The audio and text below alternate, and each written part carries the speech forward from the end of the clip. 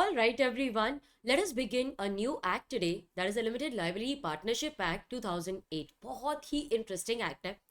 It's just a combination of partnership and the company form of business. तो अगर आपका partnership act और companies act का concept बहुत क्लियर है, बेसिक्स एकदम ज़्यादा डीप में नहीं जाना है, बेसिक्स अगर क्लियर है तो ये एक्ट कुछ नहीं है. It is just combination of provisions of partnership and the company form.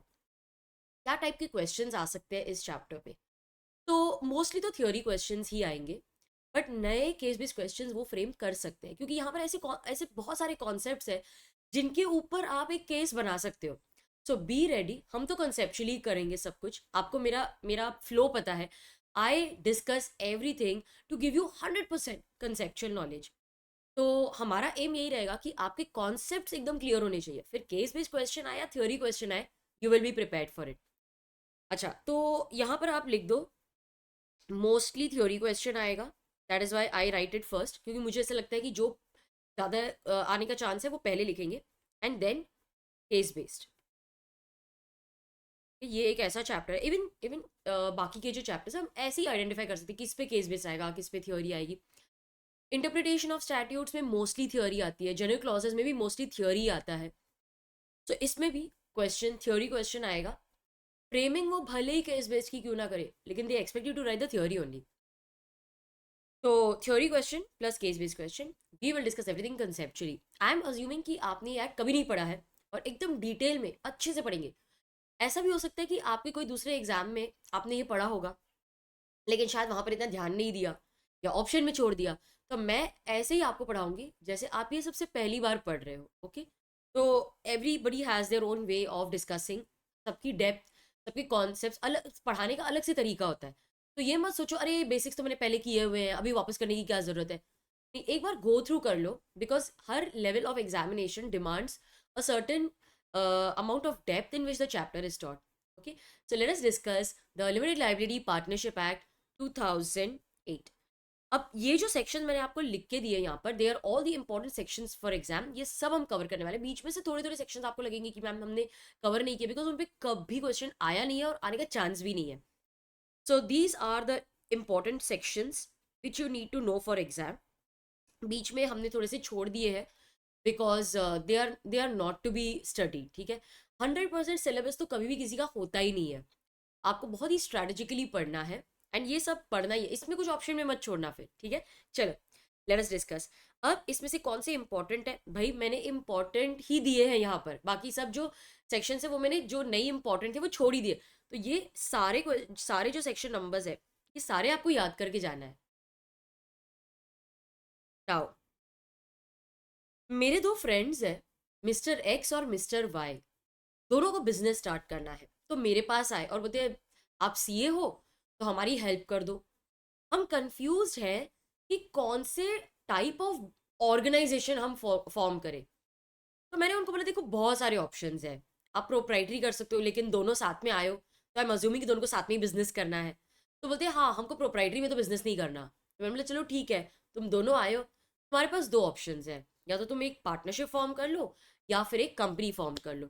I am assuming कि एलएलपी नहीं है, बिकॉज देखो जब भी हम कोई चैप्टर स्टार्ट करते हैं, जैसे यहाँ पर भी लिमिटेड लाइबिलिटी पार्टनरशिप हम स्टार्ट कर रहे हैं, क्यों ये फॉर्म ऑफ ऑर्गेनाइजेशन लाया था, क्या यूज है इसका? क्योंकि हमारे पास पार्टनरशिप और कंपनी ये दोनों फॉर्म्स एग्जिस्ट करते थे ना.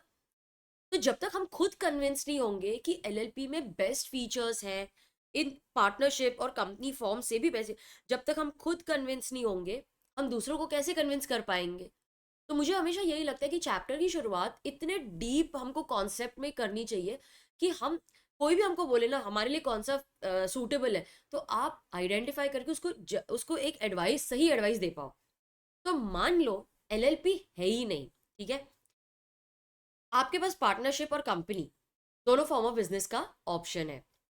तो आप उनको बोलते हो देखो पार्टनरशिप में बिजनेस कर लो, दोनों जन आए हो, या फिर तुम एक कंपनी फॉर्म कर लो, एक प्राइवेट कंपनी फॉर्म कर लो. तो वो बोलते हैं अच्छा आप अभी आप बताओ कि कौन सा हमारे लिए बेस्ट रहेगा. तो मैं उनको एक्सप्लेन करने गई कि देखो अगर तुम पार्टनरशिप में बिजनेस करते हो तो पार्टनरशिप आपको बहुत सारी फ्लेक्सिबिलिटी देते हैं. Now if you want you can write this और you may choose not to write कि मैम ये तो बेसिक है, ये हम क्या लिखे तो एग्जाम में भी नहीं आने वाला है, तो सिर्फ सुन लो. और अगर लिखना है तो बाद में वीडियो पॉज करके एक साथ ही लिख लेना, ठीक है। अच्छा, तो मैंने उनको एडवांटेजेस सबसे पहले बताए कि भाई ये करोगे तो इसका एडवांटेज क्या है, तो हम भी ऐसे ही करेंगे। पहले एडवांटेजेस डिस्कस कर लेते हैं, फिर डिसएडवांटेजेस बताए उनको। तो पार्टनरशिप का सबसे बड़ा एडवांटेज क्या है, that it offers a lot of flexibility. Flexibility कैसे, आप अपने पार्टनरशिप एग्रीमेंट को खुद ड्राफ्ट कर सकते हो। आप डिसाइड कर सकते हो कि आपके म्यूचुअल राइट्स ड्यूटीज क्या होंगी। हम बिल्कुल भी नहीं बता रहे कि नहीं नहीं डीड में तो ये होना ही चाहिए, ये तो लिखना ही लिखना है। एक गाइडलाइन जरूर दी है हमने कि डीड नॉर्मली ये सब कवर करती है, बट आपके ऊपर है। अच्छा, ओरल डीड बनाओ राइटिंग में बनाओ, उसकी भी कोई रिक्वायरमेंट नहीं है भाई, वो आपकी मर्जी है। सो फ्लेक्सिबिलिटी बहुत है, आप अपनी डीड खुद बना सकते हो। और ये डीड ओरल हो सकती है, ये राइटिंग में भी हो सकती है। देखो रिटन का भी कंपल्शन नहीं डाला हमने, कितनी फ्लेक्सिबिलिटी दी है। आप अपने म्यूचुअल राइट्स ड्यूटीज, आप अपने ऑर्गेनाइजेशन के लिए यूनिक रूल्स खुद बनाओ। तो ओरल हो सकती है, राइटिंग में हो सकती है, कौन सा प्रेफर्ड है लेकिन? रिटन इज ऑलवेज प्रेफर्ड ना, ठीक है। तो written is always preferred, but हमने इनके ऊपर छोड़ा हुआ है। अच्छा, दूसरा एडवांटेज ऐसा मुझे लगता है कि इसमें रजिस्ट्रेशन कंपलसरी है ही नहीं, इज नॉट कंपलसरी। अब ये एडवांटेज कैसे हुआ, इसमें तो बहुत सारी डिसेबिलिटीज आई थी, हमने पहले भी पढ़ा था पार्टनरशिप एक्ट में, that non registration attracts a lot of disabilities. मतलब you can't file case against the third party, but third party can file a case against you. You cannot file case against the partners if they don't give you your share of profit. You will not get set off. ऐसे disabilities तो बहुत थी, तो it made registration desirable, लेकिन compulsory तो है नहीं। तो मैं एक ऐसे फॉर्म ऑफ बिजनेस, मतलब मैं एक ऐसी पार्टनर फॉर्म ऑफ बिजनेस हूँ जिसमें रजिस्ट्रेशन की कोई जरूरत ही नहीं है। तो because registration is not required, मुझे नहीं करना है, और कंपलसरी मतलब लॉ ने भी कंपलसरी नहीं किया है, तो मैं एक अनरजिस्टर्ड पार्टनरशिप में बिजनेस कर सकती हूँ। तो that is an advantage for the people, it is not an advantage for the government, क्योंकि उनको तो ट्रैक ही नहीं है ना कि कौन सी पार्टनरशिप रजिस्टर्ड है नहीं है। तो एज अ पार्टनर ये हमारे लिए बेनिफिट है, लेकिन ऑब्वियसली गवर्नमेंट को तो लॉस है, क्योंकि उनको उनको नहीं पता कि कितनी अनरजिस्टर्ड पार्टनरशिप्स बिजनेस कर रही है। तो क्योंकि कंपलसरी है नहीं, मैं अपने हिसाब से बिजनेस करूंगी। और दूसरी बात, because registration is not compulsory, कोई अथॉरिटी आपके सिर पे नहीं बैठी है ऐसे करो ये फाइल करो वो। जब रजिस्टर करोगे तब ROF आपके पिक्चर में आएगा ना। अब जब रजिस्टर्ड है ही नहीं तो ROF is not in the picture, किसी को पता ही नहीं कि मैं कि मैं ऐसा पार्टनरशिप में बिजनेस कर, बस एग्रीमेंट कर लो, बिजनेस करना शुरू कर दो। रजिस्ट्रेशन इज नॉट कंपलसरी, तो फ्री माइंड से मैं बिजनेस कर सकती हूँ। अच्छा, पार्टनरशिप फॉर्म ऑफ बिजनेस का डिसएडवांटेज क्या है? मेरी पेंसिल की बैटरी खत्म हो गई लगता है, आज तो ये तबीयत भी डाउन लग रही है, और a very bad cold. Okay, partnership का सबसे बड़ा डिसएडवांटेज क्या लगता है आपको? सबसे मेजर डिसएडवांटेज, अनलिमिटेड लाइबिलिटी, ठीक है।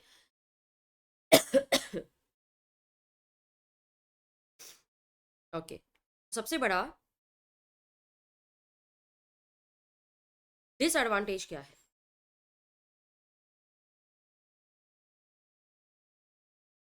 Unlimited liability. आप ऐसे भी बोल सकते हो मैम अनलिमिटेड क्या बोल रहे हो, जॉइंट सेवरल अनलिमिटेड, ये सभी कुछ डिसएडवांटेजेस हो गया ना। I am liable not only for my share but also for the share of other partner. अगर okay, I am responsible not only for my acts but also the acts of others. अब किसी और ने अगर fraud किया है तो as a partner I am liable to compensate the third party. फिर मैं इससे रिकवर करूँ वो अलग स्टोरी है, लेकिन मेरे को पे तो करना पड़ेगा ना। तो लाइबिलिटी अनलिमिटेड है। साथ में आप लिख सकते हो जॉइंट सेवरल अनलिमिटेड है। जॉइंट मतलब क्या होता है? जॉइंट मतलब साथ में हम लायबल है। सेवरल मतलब that I am individually also liable. Joint मतलब पार्टनर्स आर जॉइंटली लायबल।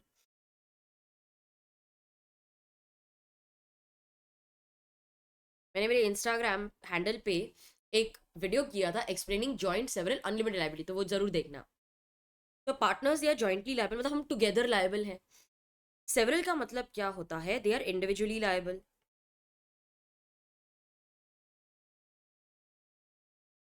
जितना मेरा शेयर मैं उतना ही लायबल रहूंगी। लेकिन यहाँ पर तो जॉइंट एंड सेवरल है ना, मतलब I am liable not only for my share but the share of others also. Unlimited है। अनलिमिटेड का मीनिंग होता है मेरे पर्सनल एसेट्स भी लायबल हैं। Personal assets are also liable. मतलब मैं फ्री माइंड से बिजनेस कर ही नहीं सकती। मुझे ये लगता है कि मेरे पर्सनल एसेट्स भी लायबल होंगे अगर मैंने कोई गलती कर दी। तो अगर बिजनेस के पास पैसा खत्म तो मेरे पर्सनल एसेट्स बेच के मेरे को पैसे का अरेंजमेंट करना पड़ेगा। तो yes, this is also one of the disadvantages. And I would say this is the major disadvantage of partnership, unlimited liability. आप सोचो ना, कभी भी आपको बोल सकते हैं अरे बिजनेस में पैसा खत्म हो गया, इसने फ्रॉड किया, भी तो आपकी गाड़ी बेच दो, घर बेच दो, पैसे का अरेंजमेंट करो, थर्ड पार्टी को पे करो। That is one major disadvantage. अच्छा, दूसरा डिसएडवांटेज मुझे लगता है mutual agency. Partner is considered principal as well as agent. ठीक है, a partner is principal as well as agent. मैं अपने एक्ट से दूसरों को बाइंड कर सकती हूँ, लेकिन मैं उनके एक्ट्स के लिए बाउंड हूँ। They can also bind me. So x y z they are partners. Z ने फर्म के लिए लोन लिया, रीपे नहीं किया, तो क्या हम एक्स वाई इनसे रिकवर कर सकते हैं? ऑफ कोर्स कर सकते हैं। काम जेड ने किया, but x and y are also liable. The liability, there is mutual agency. यार मैं दूसरे के एक्ट्स के लिए क्यों लायबल रहूं? मैं क्यों रहूं? अरे आप इसीलिए लायबल हो because there is no separate legal status. No separate legal status. इसीलिए ये सब हो रहा है। अगर सेपरेट लीगल स्टेटस होता तो आपके सबके एक्ट्स के लिए फर्म लायबल होती ना। बिकॉज कोई सेपरेट लीगल आइडेंटिटी ही नहीं है। जो फर्म का है वो पार्टनर का है, जो पार्टनर का है वो फर्म का है। तो इसीलिए यू ऑल आर लायबल। अगर सेपरेट लीगल एंटिटी होती then the firm would be liable for all your acts. But यहां पर आप सब एक दूसरे के लिए लायबल हो। So in this case mutual agency is one of the drawbacks. Third, उसी से मुझे मिला, there is no separate legal status. So it means partners are liable for acts of the firm. Loan भले ही हमने firm के लिए लिया है, लेकिन अगर फर्म के पास पैसे नहीं है, तो अगर जेड पैसे नहीं दे रहा, फर्म के पास पैसे नहीं है, तो हम एक्स और वाई को लायबल रख सकते हैं। That is another disadvantage. अच्छा, एक लास्ट वाला बता देती हूँ आपको। There is no perpetual succession. और ये सारे जो हम लिख रहे हैं ना, they are advantages of company. ठीक है। नो परपेचुअल सक्सेशन मतलब क्या? Partner dies, there is dissolution either of the firm या पार्टनरशिप। अगर तीन पार्टनर्स हैं, सी डाइड, तो पार्टनरशिप, फर्म भले डिसॉल्व ना हो, लेकिन इनके बीच की पार्टनरशिप तो डिसॉल्व हो गई ना। तो she died, there is dissolution. A became insolvent, resolution है। हाँ, आप एग्रीमेंट में लिख सकते हो, लेकिन बाय डिफॉल्ट एक्ट तो बोलता है ना तुम्हारे रिलेशन का डिसोल्यूशन हो गया है अभी, your partnership relation has dissolve, तो देयर इज डिसोल्यूशन। अच्छा, तो there are many disadvantages of a partnership business. अच्छा, अब अगर हम कंपनी पॉइंट ऑफ व्यू से देखें, कंपनी के एडवांटेजेस क्या है?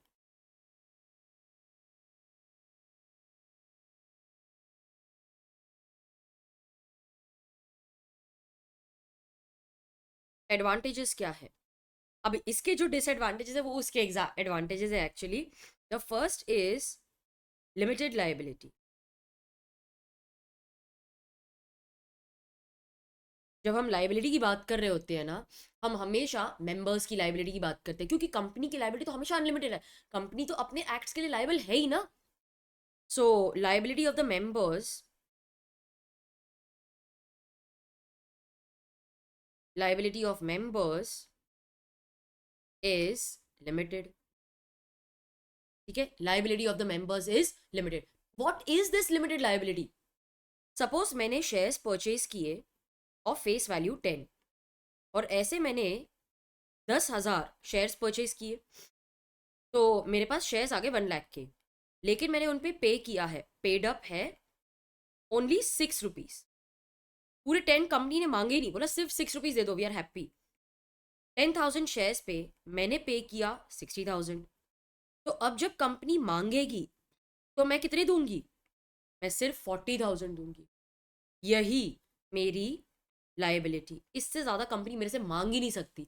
लेकिन उनकी अगर रिक्वायरमेंट ज़्यादा है, हाँ तो तुम कहीं और से अरेंजमेंट कर लो, मैंने जितना प्रॉमिस किया है, जितना फेस वैल्यू, मैं तो उतना ही देने वाली हूँ। सो लिमिटेड लाइबिलिटी मतलब मेरे पर्सनल एसेट्स जाने का कभी यहाँ पर दुख ही नहीं होने वाला है। I am never scared of losing my personal asset, क्योंकि मुझे पता है कि मुझे इतना ही कंट्रीब्यूट करना है, इससे ज़्यादा तो कंपनी मेरे से ले ही नहीं सकती है। सो लिमिटेड लाइबिलिटी इज फीचर। अच्छा, सेकेंड क्या है? Separate legal status. Separate legal status मतलब कंपनी की जो लाइबिलिटी है, companies liability is liability of company only, not members. In other words, you can write that members are not liable for acts of company. Company is liable to the creditors. ये होता है separate legal status. सिर्फ liability की बात करें नहीं, assets of company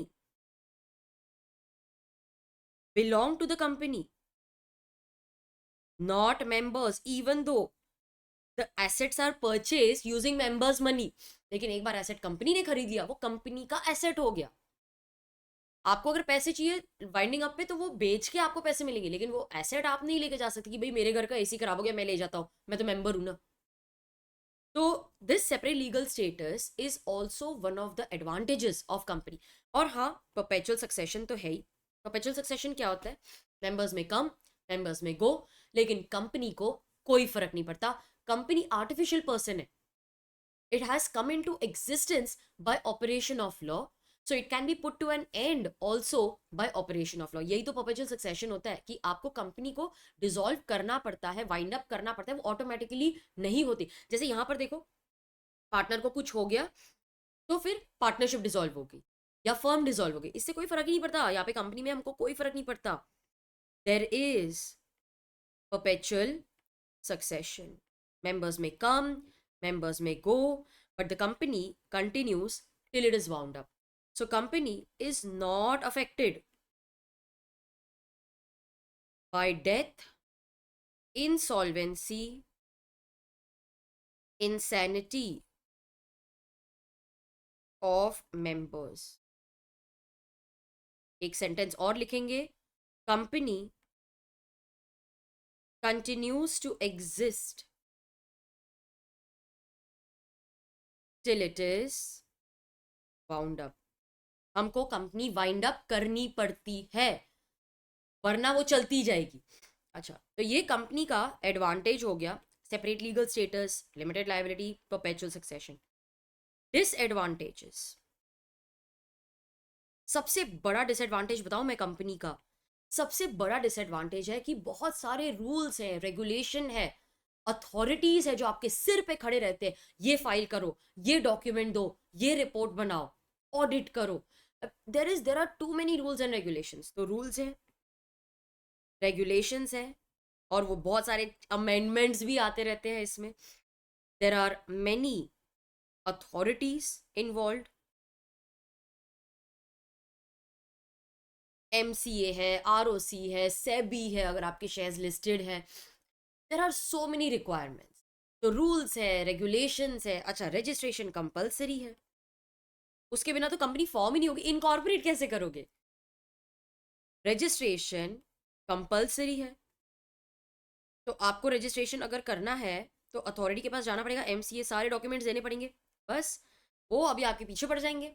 audit करवाई कि नहीं, एनुअल रिटर्न फाइल किया कि नहीं, फाइनेंशियल फाइल किए कि नहीं, आपने मीटिंग करवाई कि नहीं, डायरेक्टर्स ने मीटिंग नहीं कराई, अच्छा आपने रिपोर्ट बनाई कि नहीं, अच्छा ये सर्टिफिकेट लिया कि नहीं, पूरा सारे रेगुलेशंस आप पे अप्लाई कर देंगे। और तो और यहाँ पर फ्लेक्सिबिलिटी है ही नहीं, या आप बोल सकते हो कम है ही नहीं, ऐसा नहीं बोल सकते, बहुत कम फ्लेक्सिबिलिटी है। आपको एमओए एओए फॉलो करना ही है। अच्छा एमओए और एओ में क्या लिखा जाता है वो भी एक्ट बताएगा, ये तो आपके मेमोरेंडम में आना ही है, तो ये तो आपके आर्टिकल्स में इसका रूल्स होना ही चाहिए। तो there is very little flexibility, आपको कंपनीज एक्ट के दायरे में रहते हुए ही काम करना है। तो दीज आर द डिसएडवांटेजेस। अब मैं अगर आपको एक बात बोलूं कि एक ऐसा ऑर्गेनाइजेशन है जिसमें पार्टनरशिप के सारे बेस्ट फीचर्स और कंपनी के सारे बेस्ट फीचर्स का कॉम्बिनेशन है, डिसएडवांटेजेस तो है ही नहीं। अच्छा पार्टनरशिप का सबसे बेस्ट फीचर क्या है? फ्लेक्सिबिलिटी। कंपनी का सबसे बेस्ट फीचर है limited liability, separate legal status, perpetual succession. तो अगर मैं ये चारों को कंबाइन कर दूं, flexibility, limited liability, separate legal status, perpetual succession, अगर मैं इन सबको कंबाइन कर दूं और एक न्यू फॉर्म ऑफ ऑर्गेनाइजेशन बनाऊं, देन दैट इज एलएलपी। अच्छा अब हमारे दो फ्रेंड्स हैं, इनको मैंने बिठाया और मैंने इनको समझाया, देखो ये दो फॉर्म ऑफ ऑर्गेनाइजेशंस हैं आपके लिए। अब वो बोलते हैं अगर मैंने पार्टनरशिप में बिजनेस किया तो वहां पर लिमिटेड के बदले अनलिमिटेड लाइबिलिटी है, म्यूचुअल एजेंसी है, सेपरेट लीगल स्टेटस है। अच्छा कंपनी है तो इतने सारे रूल्स रेगुलेशंस हम पे अप्लाई कर जाएंगे। कुछ ऐसा नहीं है जिसमें दोनों के बेस्ट फीचर्स हैं। तो मैंने बोला देखो अब तो फिलहाल कुछ नहीं है, तुम चूज कर लो। तो पहले जब एलएलपी नहीं था तो इनके पास दो ही ऑप्शंस थे, पार्टनरशिप, कंपनी। लेकिन आपने खुद ही रियलाइज कर लिया होगा कि दोनों फॉर्म ऑफ ऑर्गेनाइजेशंस में कितने सारे एडवांटेजेस और डिसएडवांटेजेस हैं। तो डोंट यू थिंक कि इनका बीच का रास्ता जो एलएलपी हम लेकर आए हैं, that is actually a boon for businesses. क्या आपको पता है, आप अभी आर्टिकलशिप करोगे ना इसके बाद में, आपको पता है कितनी सारी ऑडिट फर्म्स जो हैं they have now converted into LLP. अब इमेजिन करो कि x y z and associates, जैसे ना तीन पार्टनर्स थे, x y z and associates तीन पार्टनर्स थे, इनकी एक ऑडिट फर्म थी। अब एक्स ने अपनी ऑडिट में कुछ तो गड़बड़ कर दी, ठीक है, लेकिन because it is a partnership firm, liabilities joint and several, y and z were also liable. यार वो क्यों इसकी लाइबिलिटी बेयर करे? अब तुमने ऑडिट में अगर कुछ गड़बड़ कर दी है, तुम पे पेनल्टी लगी है, तुम पे नहीं कर सकते, तो हम क्यों करें? हमने बोला था कि तुम ये फ्रॉडुलेंटली काम करो। लेकिन पहले जब पार्टनरशिप में बिजनेस होता था तो लाइबिलिटी जॉइंट और सेवरल हो जाती थी। इसीलिए आप नोटिस करना बहुत सारे ऑडिट फर्म्स ने अपने बिजनेस को एलएलपी में कन्वर्ट कर दिया है, आपको उनके नाम में पता चल जाएगा। सो डेलॉयट एंड हैस्किंस एलएलपी। जैसे हम प्राइवेट कंपनी में कैसे प्राइवेट लिमिटेड लगाते हैं, पब्लिक कंपनी में हम लिमिटेड लगाते हैं नाम के बाद, वैसे ही एलएलपी में हम लगाएंगे एलएलपी। लिमिटेड लाइबिलिटी पार्टनरशिप पूरा लिखो या एलएलपी लिखो, वो आपकी मर्जी है। There are few other points जो मुझे आपको बताने हैं। हाँ इनको भी क्या एडवाइस करें फिर, तो हम इनको बहुत ही अच्छा एडवाइस देते हैं कि तुम एक काम करो, तुम इसका बीच का रास्ता भी है एलएलपी, वो भी कंसिडर कर लो। तो इस नोट के और एग्जाम्पल के थ्रू हमको कन्विंस हो गया that LLP is a very suitable form of organisation for people who want to do business. एक तो उनको फ्लेक्सिबिलिटी भी चाहिए लेकिन थोड़ा सा ऑर्गेनाइज स्ट्रक्चर में भी वो काम करना चाहते हैं, तो this is a very good option for you. लेकिन हाँ फिर आप ऐसा बोलोगे कि मैम फिर लोग एलएलपी ही क्यों नहीं स्टार्ट करते, फिर वो कंपनी फॉर्म ऑफ बिजनेस में क्यों करते हैं? जैसे मेरी खुद की प्राइवेट कंपनी है, मैंने उसको एलएलपी में कन्वर्ट नहीं किया या मैंने एलएलपी स्टार्ट ही नहीं की थी। द रीजन है कि एलएलपी की टैक्सेशन थोड़ी सी ज्यादा होती है एज कम्पेयर टू कंपनी। तो that is one of the reasons. दूसरा रीजन ये है कि कभी कभार हम ऐसे लाइन ऑफ बिजनेस में काम करते हैं जहां पर लोगों को कंपनी के साथ डील करना बेटर लगता है। कंपनी के जो डॉक्यूमेंट्स हैं वो सारे अप टू डेट फाइल होने ही चाहिए। तो जो फॉरेन बिजनेसेस हैं they may prefer doing business with the company. अच्छा दूसरी बात, अगर आपको अपने शेयर्स मार्केट में लिस्ट करने हैं, स्टॉक मार्केट में लिस्ट करने हैं, तो फिर आपको कंपनी ही बनना पड़ेगा ना। एलएलपी के शेयर्स लिस्ट थोड़ी ना होते हैं, उसमें कोई शेयर्स ही नहीं होते। तो अगर आपको अपने शेयर्स लिस्ट करवाने हैं तो एक पब्लिक कंपनी ही इनकॉर्पोरेट करनी पड़ेगी। तो कंपनी के भी ऐसे बहुत सारे फीचर्स हैं जिसकी वजह से लोग कंपनी फॉर्म कर रहे हैं अभी, instead of simply jumping into LLP. अच्छा, मुझे कुछ एक्स्ट्रा पॉइंट्स आपको बताने हैं, ये आपके मॉड्यूल में है, मुझे नहीं लगता इस पे एग्जाम में क्वेश्चन आएगा, but because we are studying this act in detail, ये कॉन्सेप्ट आपको पता होने चाहिए। Now, when was the the LLP act, what should I say, इसमें बहुत सारे डेट्स हैं, तो एनैक्टेड बोल लो या when did it come into force बोलो, तो मुझे ना आपको एक टाइमलाइन देनी है। तो एक टाइमलाइन है वो हम लिख लेंगे। आप हेडिंग दो एलएलपी वाज। आप मेरे साथ ना एक छोटा सा टेबल बनाओ।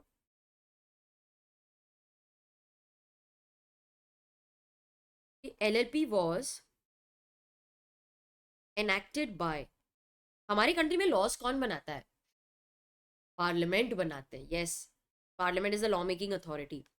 तो एलएलपी वाज एनैक्टेड बाय, आप लिखो पार्लियामेंट ऑफ इंडिया।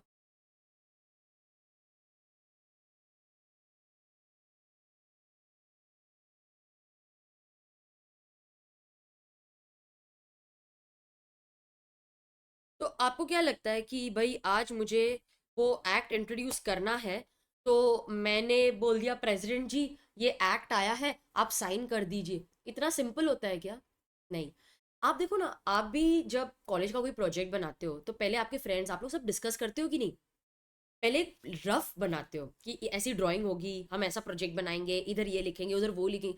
पहले एक ड्राफ्ट बनता है, फिर उसमें डेलिब्रेशंस होती है, डेलिब्रेशन मतलब डिस्कशंस होती है। फिर आपके फ्रेंड्स के आइडियाज होंगे, आपके आइडियाज होंगे, वो बोलेगा नहीं ये ठीक नहीं है, अच्छा इसको ऐसे मॉडिफाई करते हैं। तो एक्ट भी इसी तरीके से बनता है। सबसे पहले एक ड्राफ्ट बनता है, ड्राफ्ट को बोलते हैं बिल।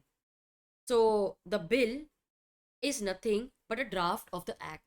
तो ये जो बिल है, it was passed by the parliament.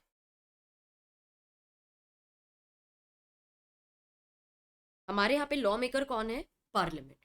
तो the bill was passed by the parliament. तो जैसे ही व्हाट शुड आई से, प्रोसीजर एक बार आपको फटाफट बता दूं ताकि आपको कोई कंफ्यूजन ना रहे। ये जो बिल है, it is presented to the house of parliament. तो जैसे लोकसभा में मैंने ये बिल प्रेजेंट किया, वहां पर इसका पूरा एक स्टेज होता है, डिस्कशन होती है कि वो पहले डेलिब्रेट स्टैंडिंग कमेटी पे जाएगा, वो उसको एनालाइज करेंगे, फिर उसके ऊपर डिस्कशंस होगी, फिर लोकसभा उसका उसको अप्रूवल देगा, फिर वो राज्यसभा में जाएगा, वहां पर पूरा प्रोसीजर फॉलो करके डिस्कशन डेलिब्रेशन होके उनको अप्रूवल मिलेगा। When both the houses of parliament they give their approval, then it is send to the president. तो ये जो बिल है, it was passed by the parliament, मतलब कि वो अप्रूव हो चुका था। जो ड्राफ्ट है वो अप्रूव हो चुका था by both the houses of parliament on 12th of December 2008। क्योंकि ये बिल पास हो चुका था, और यहाँ पर हमने बोला भाई अभी तो सिर्फ प्रेसिडेंट का ही अप्रूवल बाकी है, तो because this bill was passed by both the houses of parliament in 2008, that is why the act is known as LLP Act 2008। लेकिन अगर आप देखोगे ना, the act came into force on हम आगे आगे आगे उसकी डेट पढ़ने वाले हैं, 31 मार्च 2009। तो भले ही वो एनफोर्स मतलब उसके प्रोविजंस एप्लीकेबल हुए थे 2009 में, लेकिन उसको अपना अप्रूवल मिल गया था इन द ईयर 2008, इसीलिए हम बोलते हैं LLP act 2008। So the bill was passed by the parliament on 12th of January 2008। अच्छा, लेकिन बिल सिर्फ बोथ हाउसेस ऑफ पार्लियामेंट ने अप्रूव किया है ना, अब प्रेसिडेंट जी का अप्रूवल थोड़ी ना मिला है अभी तक आपको। तो हमने ये बिल भेज दिया प्रेसिडेंट को। So the bill received the assent, assent मतलब consent, received the assent of the president on, ठीक है। तो स्टेज में अब तक हमारे ड्राफ्ट को अप्रूवल मिल गया है, अब प्रेसिडेंट के पास अप्रूवल गया, and the president gave his approval on 7th of January 2009। अच्छा, प्रेसिडेंट ने अप्रूवल दे दिया तो क्या आम जनता को पता चल गया इसके बारे में? नहीं। तो हमको एक पब्लिक अनाउंसमेंट करनी पड़ती है, और जो बुक है जहां पर पब्लिक अनाउंसमेंट होती है, that is known as the official gazette. So it was notified, लिखो, it was notified in the official gazette. मैं आपको दिखाऊंगी वो, it was notified in the official gazette on. What is this official gazette? You can write down. It is a book which is published. आजकल तो सब online होता है, पहले प्रिंट होती थी गवर्नमेंट की प्रेस में. It contains all the public announcements. Okay, so it was published on weekly basis. पहले प्रिंट होती थी by the government of India press. लेकिन अब वो वीकली बेसिस पे आप ऑनलाइन भी मिलते हैं, आर्काइव्स भी. आप सिर्फ गूगल कर दो ऑफिशियल गैजेट ऑफ इंडिया, आपको सब कुछ दिख जाएगा. ऑफिशियल गैजेट में पब्लिश हो गई थी ऑन 9th of January 2000. ठीक है, तो it was notified in the official gadget on 2009 on 9 Jan. लेकिन ऑफिशियल गैजेट में ही मेंशन किया गया था that the act will come into force on 31st March 2009. तो ऑफिशियल गैजेट में मेंशन्ड था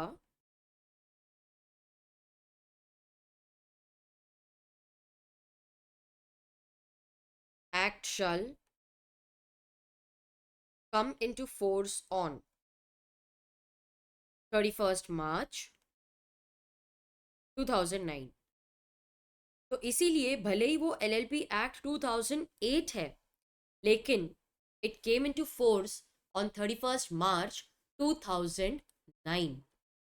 तो कभी कंफ्यूज मत होना कि एनफोर्स तो 31st March 2009 को किया गया था, लेकिन फिर उसको LLP एक्ट 2008 क्यों बोलते हैं, ये रीजन है.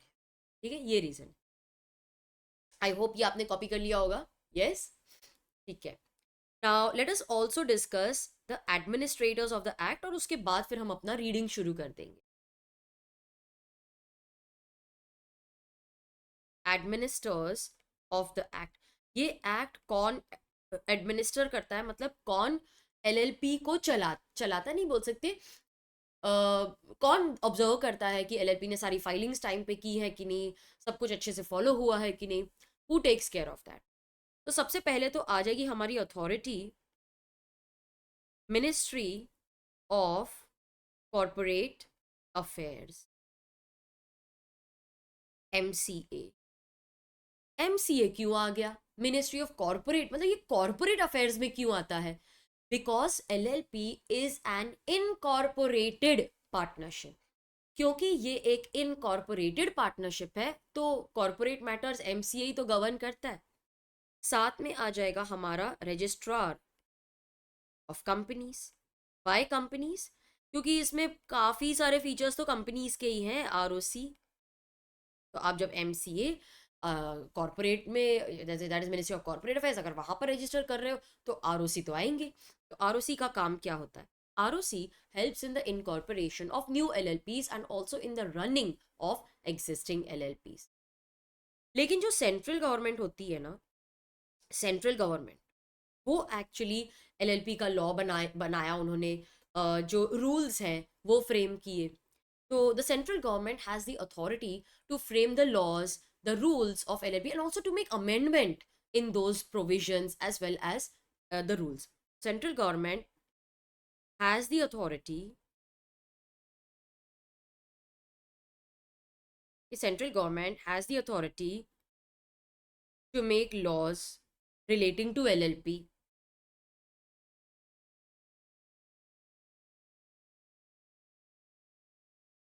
Rules, etc., and also to make amendments in the same. तो उसमें अमेंडमेंट करने का काम भी सेंट्रल गवर्नमेंट ही करती है. तो सेंट्रल गवर्नमेंट लॉ बना रही है, उसमें अमेंडमेंट्स भी करती है. So these are the administrators. Okay, the administrators of the act. Introduction पढ़ लेते हैं. LLP is an incorporated partnership. मुझे ये ना बहुत अच्छा लगता है कि एक ही जो सेंटेंस है उसमें सारा कुछ एक्सप्लेन किया कर दिया उन्होंने. It is an incorporated partnership, मतलब ये सिर्फ पार्टनरशिप नहीं है, लिमिटेड लाइबिलिटी पार्टनरशिप. मतलब इसके नाम में ही दो ऑर्गेनाइजेशंस छुपी हुई हैं. ये देखो, ये लिमिटेड लाइबिलिटी आया कंपनी फॉर्म ऑफ बिजनेस से, और पार्टनरशिप आई पार्टनरशिप फॉर्म, ठीक है। तो पार्टनरशिप फॉर्म, ये सिर्फ एक सादी सी पार्टनरशिप नहीं है, ये एक इनकॉर्पोरेटेड पार्टनरशिप है, क्योंकि पार्टनरशिप फॉर्म करनी पड़ती है ना, इनकॉर्पोरेट करनी पड़ती, क्योंकि है तो ये आखिर में एक कंपनी ही। यस, तो कंपनी जैसे इसको इनकॉर्पोरेट करना पड़ता है। It is an incorporated partnership, it is clothed with legal personality, it is formed and registered, it is formed and registered under the Limited Liability Partnership Act 2008। Features क्या हैं? With limited liability and perpetual succession, क्योंकि ये incorporated है इसीलिए this is having limited liability and perpetual succession. आप इसको highlight कर सकते हो so that you know that there are three aspects in this one sentence। एक तो ये एक incorporated body है, it is formed and registered under the Limited Liability Partnership Act। तो incorporate कहाँ हुई है?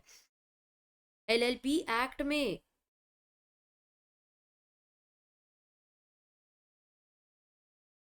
LLP Act में incorporate हुई है। incorporate कहाँ की गई है? LLP Act। This is how you remember also। The act came into force on 31st of March 2009, लेकिन टाइमलाइन मुझे पता है। ये जो पर्टिकुलर सेंटेंस है, दिस इज द प्रियम्बल, या फिर आप बोल सकते हो द लॉन्ग टाइटल। यहाँ पर प्रियम्बल करके अलग से कुछ नहीं दिया हुआ है इन्होंने, प्रियम्बल एंड लॉन्ग टाइटल वो सेम ही है इधर, ठीक है। तो दिस इज द प्रियम्बल या फिर द लॉन्ग टाइटल।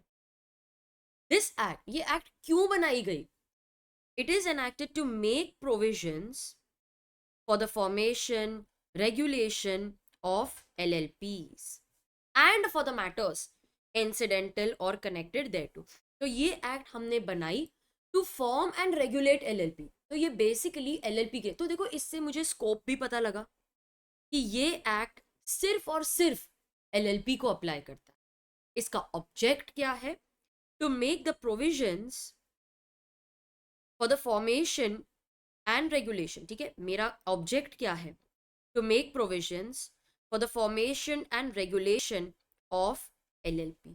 तो इसका ऑब्जेक्ट या पर्पस क्या है? लॉज बनाना। किसके लिए?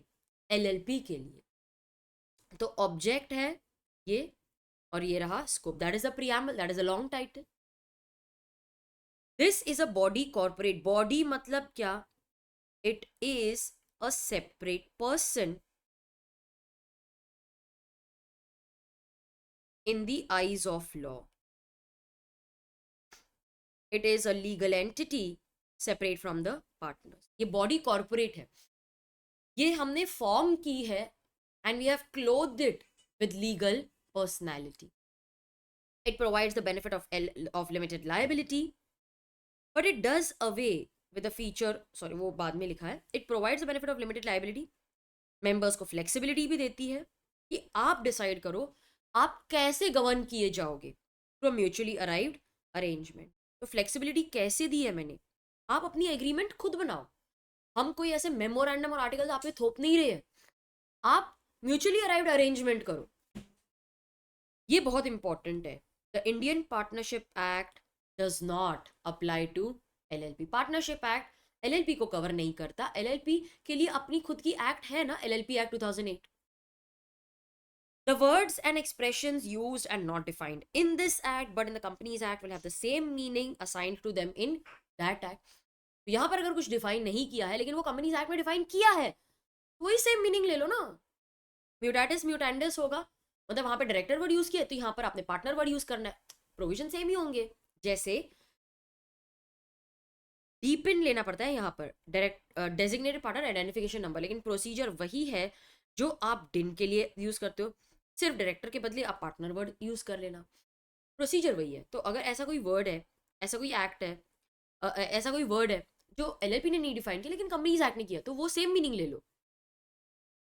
Ministry of corporate affairs, ROC, they are interested with the task of administering the LLP act, लेकिन सेंट्रल गवर्नमेंट जो है वो रूल्स बनाती है with respect to the act, They can also make amendments by notification in the official gazette from time to time.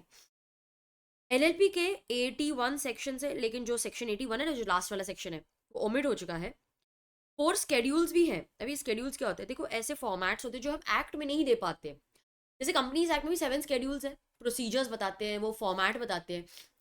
ये बहुत important है exam के लिए। This can be asked. First schedule में क्या लिखा होता है? ऐसे 4 स्केड्यूल्स है।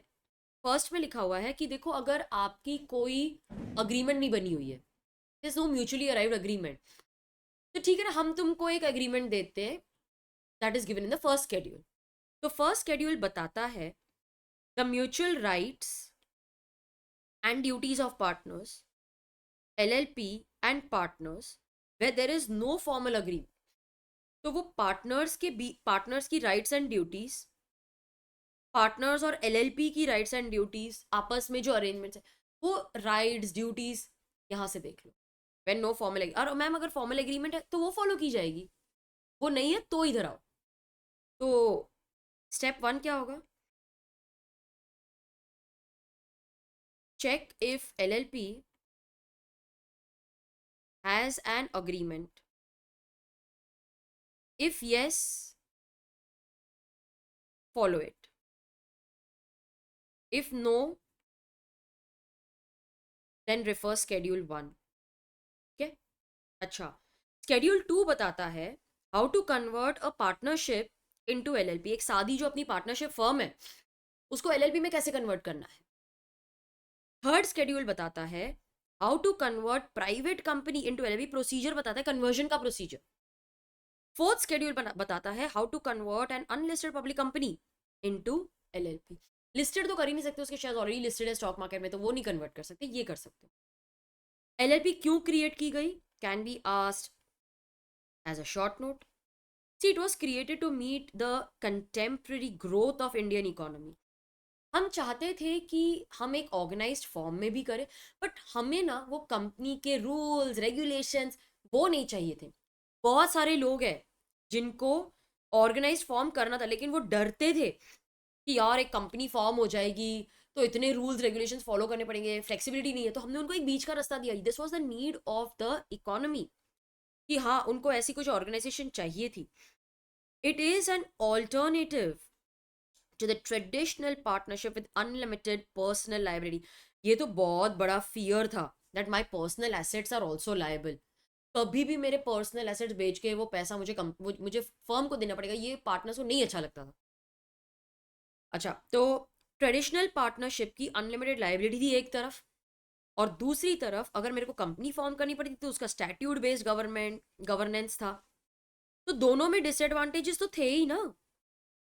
पार्टनरशिप का सबसे बड़ा डिसएडवांटेज क्या था? अनलिमिटेड लाइबिलिटी थी। और कंपनी का डिसएडवांटेज था कि वो बहुत ही रिजिड स्टैट्यूट बेस्ड गवर्नेंस थी वहां पर। हमने बोला चलो दोनों को निकालो, एक बीच का रास्ता निकालते हैं, LLP। तो पार्टनरशिप, अनलिमिटेड लाइबिलिटी एक तरफ, और अगर कंपनी फॉर्म करनी है तो स्टैट्यूट बेस्ड गवर्नेंस थी। वो दोनों ही नहीं करनी थी मुझे, तो LLP में हमने उन दोनों को हटा दिया। It aims to enable professional expertise and entrepreneurial initiative to combine, organize and operate in a flexible, innovative and efficient manner। अगर ये याद नहीं होता है तो ये सेंटेंस आप मत लिखो तो भी चलेगा, लेकिन मैं एक्सप्लेन कर देती हूँ, आप अपने ओन वर्ड्स में लिख देना। अब प्रोफेशनल एक्सपर्टीज और एंटरप्रीनियल इनिशिएटिव कैसे कंबाइन होगा? मेरे को बिजनेस करना है, ऑर्गेनाइज तरीके से करना है, और यार कंपनी नहीं फॉर्म करनी है, उसमें बहुत सारे रूल्स एंड रेगुलेशंस है। तो मेरे पास एक ही तरीका था, पार्टनरशिप में बिजनेस करना। तो मैं बोलती हूँ कि नहीं, छोड़ो, थोड़ा ऊपर सोचो। LLP हम लेकर आए हैं, तो अब लोग ऑर्गेनाइज्ड फॉर्म ऑफ बिजनेस की तरफ गए, और गवर्नमेंट को भी तो फायदा है ना। ऑर्गेनाइज तरीके से अगर बिजनेस करेंगे तो उनके सारे डॉक्यूमेंट्स फाइल्ड होंगे, फाइल करने पड़ेंगे, ऑडिट करनी ही पड़ेगी। तो क्योंकि डॉक्यूमेंट्स फाइल्ड है तो एक क्रेडिबिलिटी मिलती है बिजनेस को, इकोनॉमी को। It also provides the benefit of limited liability, लेकिन वो मेंबर्स को फ्लेक्सिबिलिटी भी देती है कि तुम तुम्हारे इंटरनल स्ट्रक्चर डीड को खुद बनाओ। हम मेमोरेंडम एंड आर्टिकल्स जैसा तुम पे कुछ इम्पोज नहीं करेंगे।